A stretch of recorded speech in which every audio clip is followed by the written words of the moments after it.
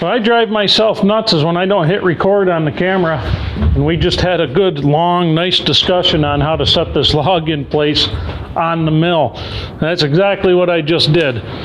So anyway, now that you guys have missed everything I just said and explained about, I'm going to go over it and give you the short version because it's not going to be too long before it's dark here. So anyway, couple things when you're setting the log on your mill for milling timbers.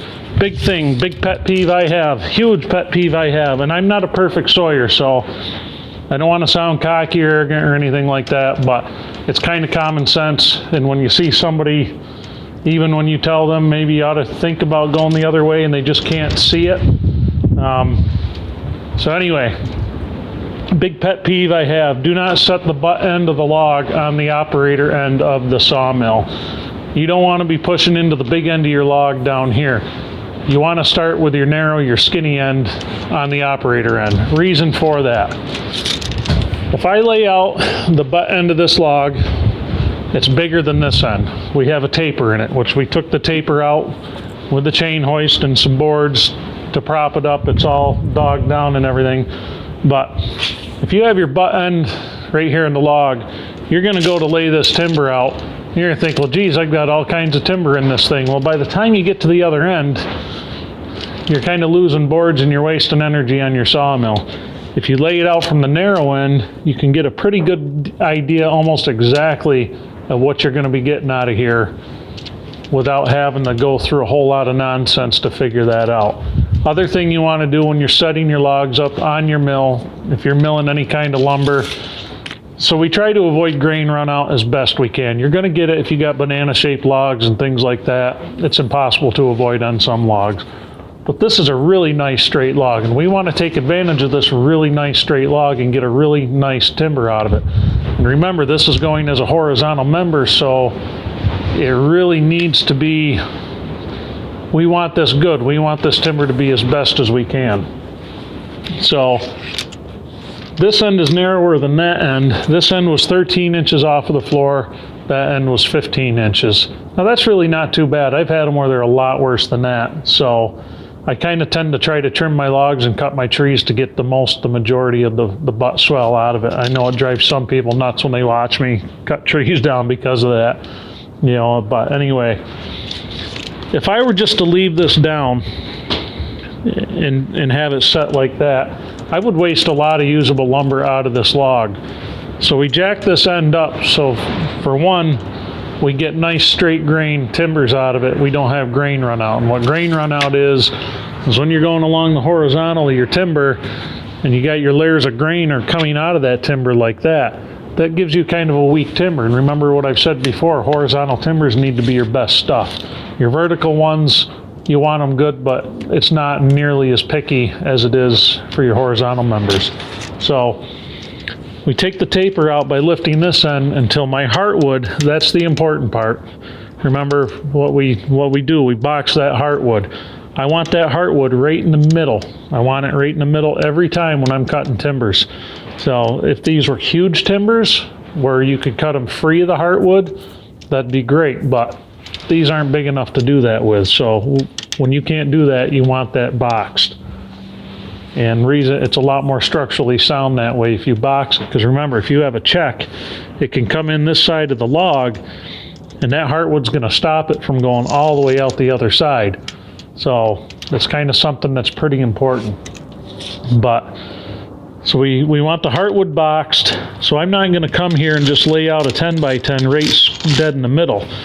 I'm going to measure up 5 inches from the heartwood. I'm going to measure out 5 inches on both sides. Now sometimes you do have to cheat it a little bit because you may not have enough right there to get it. So, and this one's going to be kind of sketchy.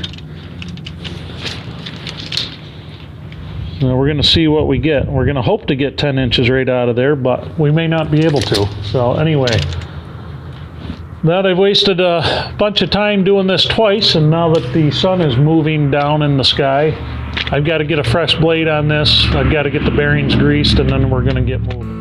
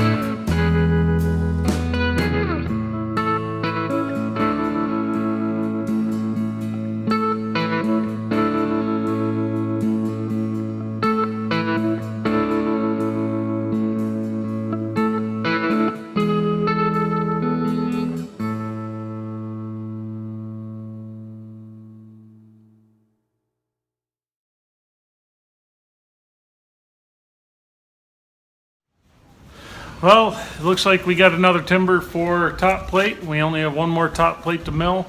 Maybe tomorrow, we'll see what the weather's like. But if we can tomorrow, we're gonna cut joinery in this one, or we will debark this one, get this one on the mill, whichever comes first.